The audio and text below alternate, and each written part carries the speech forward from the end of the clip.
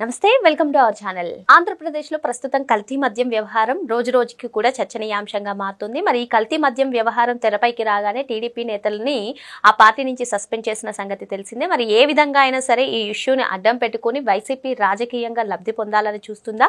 మరి జగన్మోహన్ రెడ్డి కూడా విస్తృత స్థాయి సమావేశంలో ఈ అంశంతోనే ముందుకు వెళ్ళాలి, అదే విధంగా మెడికల్ కాలేజ్ వ్యవహారం పైన కూడా ముందుకు వెళ్ళాలి అని చెప్పి దిశానిర్దేశం చేసినట్లుగా కూడా తెలుస్తుంది. అసలు ఇంతకీ ఈ కల్తీ మద్యం వ్యవహారం ఏంటి తెలుసుకునే ప్రయత్నించేద్దాం. దీన్ని విశ్లేషించడానికి మనతో పాటుగా ఉన్నారు జనసేన నాయకులు శ్రీరామ్ గారు. నమస్తే సార్. నమస్తే.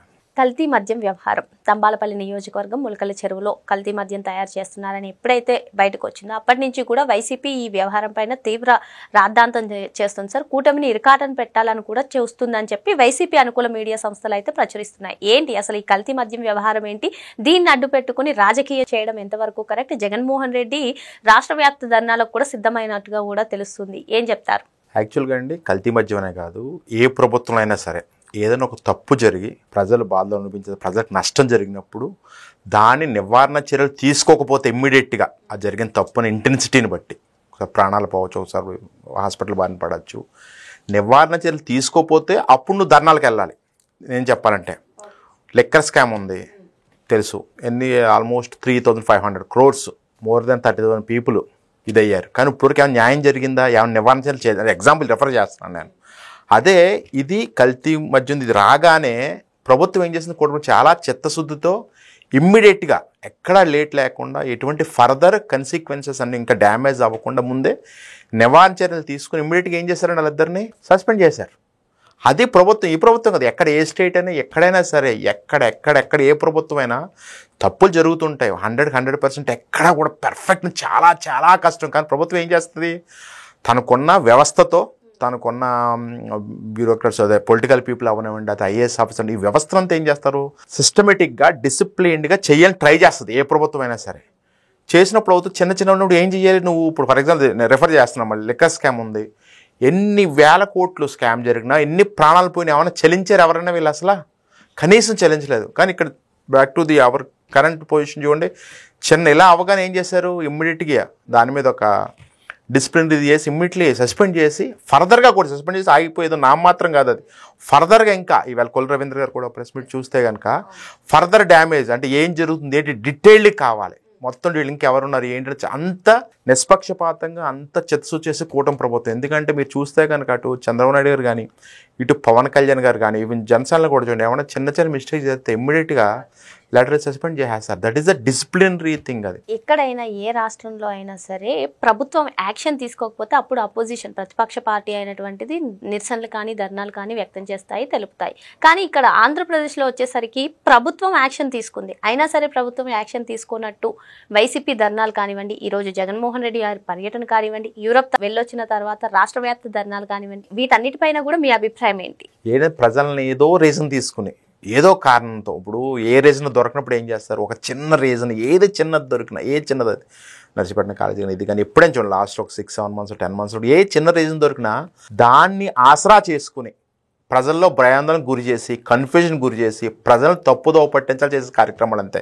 కానీ సక్సెస్ కావు. ఎందుకంటే రియల్గా అక్కడ నిజంగా తప్పు జరిగి ఒకవేళ అది ప్రాణాలు పోయి ప్రభుత్వం కనుక నిమ్మకు నీరెత్తినట్టు కూర్చొని ఏమీ చేయలేని పొజిషన్లో ఉండి అలా చేస్తే, అప్పుడు ధర్నా చేస్తే ప్రజలు సహకరిస్తారు. ఎస్, ఇది మా బాధ, మాకు ప్రతిపక్షం వచ్చి మాకు సపోర్ట్ చేస్తుంది, మా ప్రజల కష్టాలు. కానీ ఇక్కడ అలా లేదు కదా, ఇమ్మీడియట్లీ సస్పెండ్ చేశారు. తదుపరి నివారణ చర్యలు ఏదో అవి తీసుకుంటారు. ప్రజలు ఎక్కడ సపోర్ట్ చేస్తారండి? మరీ ఏది నేను చెప్తాను కదా, ఆయన ఉంటాడు జగన్ గారు, మరైతే ఎప్పుడు తాను పాడే ఒక 4 అందరూ కూడా ఎక్కువేం రావట్లేదు, చూస్తున్నాం కదా మీడియాలో, 4 వస్తారు, సెక్యూరిటీ వాళ్ళు ఉంటారు, మీకు 20-30 మంది, మిగతా ఎవరు రారండి, సమస్య లేదు. ఏంటి మరి ప్రతిదీ ఏ అంశం జరిగినా సరే, ఇప్పుడు కల్తీ మద్యం వ్యవహారమే కాదు, 17 మెడికల్ కాలేజీని ప్రైవేటీకరణ చేస్తున్నారని, విశాఖ స్టీల్ ప్లాంట్ ని ప్రైవేటీకరణ చేస్తున్నారు, ఉద్యోగులను తొలగిస్తున్నారు, రోజుకొక అంశంతో వైసీపీ ముందుకెళ్తుంది. అంటే రాజకీయ లబ్ధి కోసమైనా నిజంగానే ఇటువంటి సమస్యలు ఆంధ్రప్రదేశ్ లో ఉన్నాయా? నిజంగా అతనికంటే ప్రజల సమస్యల్ని, ప్రజల మీద అంతా ఏమంటారు దాన్ని ఏదో ఉద్ధరించాలనుకుంటే ఆయన 5 ఏళ్ళు ఏం చేశారండి?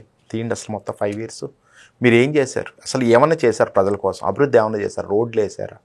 అది ఇంకేదైనా సరే ఏదైనా సరే ఏం చేశారు చెప్పండి. ఆయనకి ఏంటంటే పక్కా రాజకీయ లబ్ధి పొందాలి, ఏదైనా కారణం చూపించుకోవాలి, దాని రాజకీయ లబ్ధి పొందాలంటే రోడ్డు మీదకి రావాలి, ఇదే లెక్క. ఇది ప్రజల్ని భయాందోళనకు గురి చేయాలి, ప్రజల్ని కన్ఫ్యూజ్ చేయాలి, కొంతమంది ఎవరైతే కొంచెం ఏమైనా లిటరసీ తక్కువ రూరల్ ఏరియా ప్రాంతాల పీపుల్ని ఏం చేయాలంటే తన మాటలతో లేదా తను ఏదన్నా ఏది చెప్తుంది నిజమే భ్రమలో ఉన్నాడు కానీ ప్రజలు నమ్మరు, దాంట్లో డౌట్ లేదు. ఏం చేస్తారంటే వాళ్ళని మిస్లీడ్ చేస్తాడు, పక్కదో పట్టిస్తుంటాడు అనమాట. ఇది కాదు, ఇది కరెక్ట్ కాదు, కానీ ప్రజలు తెలుసుకుంటారు. అంత ఎదిగా ఏం లేదు. ఎందుకంటే మీరు కూటమి ప్రభుత్వం చూడండి, సూపర్ 6 ఏమైతే అమలు ఇచ్చారో ఎన్ని అవుతూ వచ్చినాయి, ఇంక్లూడింగ్ ఆటోతో సహా మొన్న ఇచ్చేస్తారు దసరాకి ఆటో కాను కూడా అన్ని 1 by 1. అంటే ఎక్కడ ఈ 18 నెలల్లో 18 కరెక్ట్గా 17 నెలలు 16 నెలల కాలంలోనే ఒక నమ్మకాన్ని క్రియేట్ చేస్తుంది కూటమి ప్రభుత్వం. ఎగ్జాక్ట్ గా కూటమి ప్రభుత్వం నమ్మకాన్ని క్రియేట్ చేస్తుంది, అభివృద్ధితో ముందుకెళ్తుంది, సంక్షేమ పథకాలు అందిస్తుంది. వీటన్నిటికన్నా అతి ప్రమాదకరమైన ఫేక్ ప్రచారాలను అడ్డుకోవడంలో మాత్రం మీ కూటమి విఫలమైందంటూ వాదనలు వినిపిస్తున్నాయి. దీనిపైన మీ అభిప్రాయం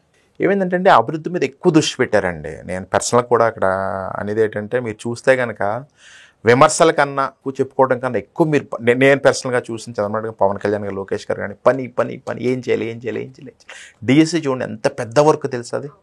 ఆయన ఏ రోజు విమర్శలు అయితే తిప్పుకోవడం మీద పర్సంటేజ్ తక్కువ టైం స్పెండ్ చేస్తున్నారు, ఎక్కువ 95% ఆఫ్ టైం అంతా ఎక్కడ స్పెండ్ చేస్తున్నారు, డెవలప్మెంట్ మీద ఉంది.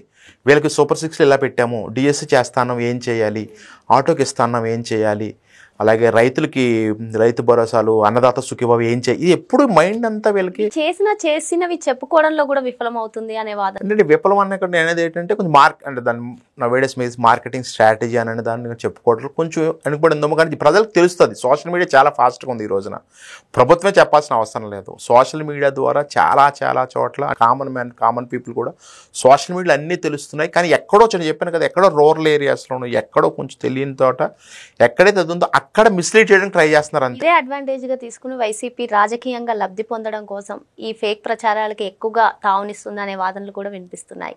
ఎలా ఎదుర్కోబోతుంది కూటమి దీన్ని? ఏముందండి, ప్రజల్లో గట్టిగా వెళ్ళటం అండి, ప్రజల్లో కార్యక్రమాలు బాగా గట్టిగా చేయటం. మీరు చూస్తే కనుక లాస్ట్ టైము 1 year అలాంటి కార్యక్రమం ప్రజల్లోకి మనం చేసిన చెప్పటం, ఇంక్లూడింగ్ ఎవ్రీ ఎమ్మెల్యే మినిస్టర్తో సహా ఆల్మోస్ట్ నాకు తెలిసి ఒక 2 months ఎంత అనుకుంటా, మోర్ దాన్ దాట్, ఫుల్ గడప గడపకి ఇంటికి అలాంటి కార్యక్రమాలు చేస్తూ వెళ్ళాలి. ఇప్పుడున్న పరిస్థితుల ప్రకారం ఏం చేయాలంటే అలాంటి ఫేక్ ప్రచారం తిప్పుకొట్టాలంటే మనం కూడా గడప గడప కార్యక్రమాలు లాంటివి ప్రజల్లోకి వెళ్ళాలి, చేసిందల్లా ప్రజల్లోకి చెప్పుకోవాలి.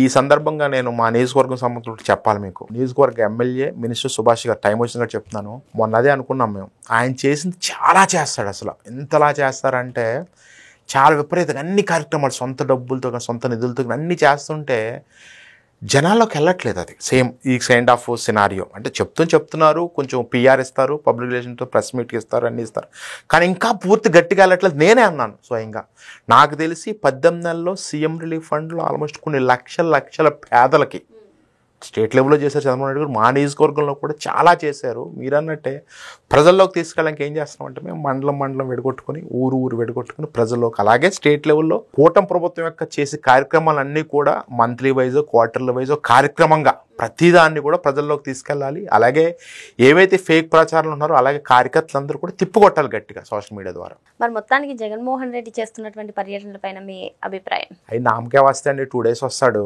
తర్వాత మళ్ళీ కనిపించడు, ఎవరో ఒకరు ఏదో రీజన్ చెప్తారు, మళ్ళీ మీరు చూడండి అన్ని చూడండి చాలా చోట్ల వస్తుంటాడు, మళ్ళీ అక్కడ బెంగళూరు వెళ్ళిపోతాడు, మళ్ళీ వస్తాడు, మళ్ళీ వెళ్ళిపోతాడు.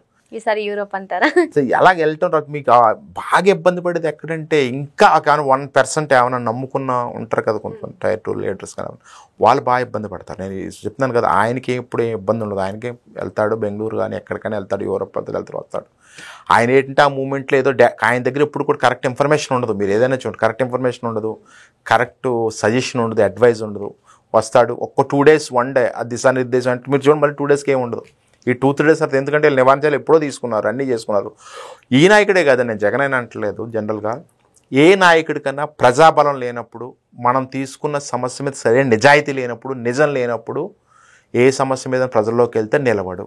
As simple as that. అది జగన్ అవ్వచ్చు, ఇంకొకరు అవ్వచ్చు. నువ్వు ఎన్ని ఫేక్ ప్రచారాలు చెయ్యి, ఎంత చెయ్యి, ప్రజలని నమ్మి పరిస్థితిలో లేరు. మేబీ నేను అన్నట్టు ఒక 2%, 3%, 4% ఉందో తప్ప మిగతాంతా ప్రజలైతే నమ్మరండి. ఇదే కదా, ఏది నమ్మరు అసలు ఇలాంటి చేసే ఫేక్ ప్రచారాలు. జగన్మోహన్ రెడ్డి ఎన్ని పర్యటనలు చేసినా, ఎన్ని ఫేక్ ప్రచారాలు చేసినా ప్రజలు నమ్మే పరిస్థితిలో లేరని చెప్పి సార్ చెప్తున్నారు. మరో అంశంతో మళ్ళీ కలుద్దాం. Thank you sir. నమస్తే.